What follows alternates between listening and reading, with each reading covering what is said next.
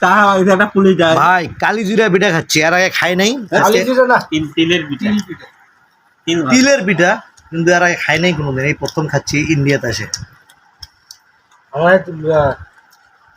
খাইস না কে ইন্ডিয়ার তিলের পিঠা এত স্বাদ, বাংলাদেশে তো এত স্বাদ পাওয়া যায়, সেই স্বাদ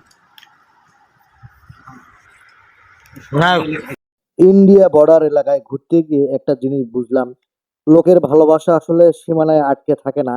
তারা আমাদের যেভাবে আপন করে নিয়েছে সেটা ভাষায় বোঝানো যায় না। তারা তিলের পিঠা এমন ভাবে বানায়, সত্যি বলতে কি জীবনের এই প্রথম এত স্বাদের পিঠা খেলাম।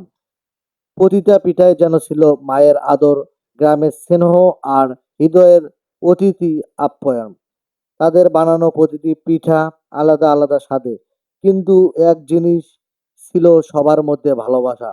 তারা শুধু পিঠা খাওয়ালো না, তারা আত- আত্মায় আপ্যায়ন করে, হাসি মুখে গল্প বলল, কাছে টেনে নিল। সত্যি অভিজ্ঞতা আমার হৃদয়ে সারা জীবন গেঁথে থাকবে। একটা সীমান্ত এলাকা হয়েও এখানে মানুষের ভেতরে সীমাহীন ভালোবাসা। আমি সত্যি মুগ্ধ হয়েছি বন্ধুরা। আসলে আমাদের সাথে অনেকজন এখানে আসতে চেয়েছিল, আমাদের বন্ধু বান্ধব তারা আসে নাই। আসলে যারা আসে নাই, যেরকম রবিল ভাই, ভিডিওটা দেখলে অবশ্যই তুমি মিস করবা ভাই। আসলে এই ভুরুঙ্গামারিতে এসে এতটা অতিথি আপ্যায়ন আমি পেয়েছি যা বলার ভাষা নেই। আমার কাছে অনেক ভালো লেগেছে এবং এলাকাটা এত সুন্দর, পুরা বাইক দিয়ে আমাকে তারা ঘুরেছে, অনেক ভালো লেগেছে। সময় থাকলে আরো থাকতাম, সময়ের অভাবে আমি বেশিক্ষণ থাকতে পারিনি। একদিন রাতে চলে আসছি, আপনারা জানেন।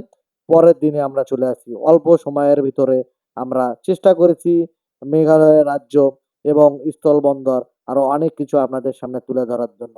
শেষে আপনাদের সামনে তুলে ধরলাম যারা হিলি এবং হচ্ছে যারা ইন্ডিয়ার আশেপাশে তাদের আপ্যায়নগুলো কেমন হয়। আসলে তারা অন্য ধরনের আপ্যায়ন করেছে আমাকে। আমি আসলে পুরা মুগ্ধ হয়েছি। ধন্যবাদ এই বন্ধু বান্ধব ভাই বেড়াদারকে।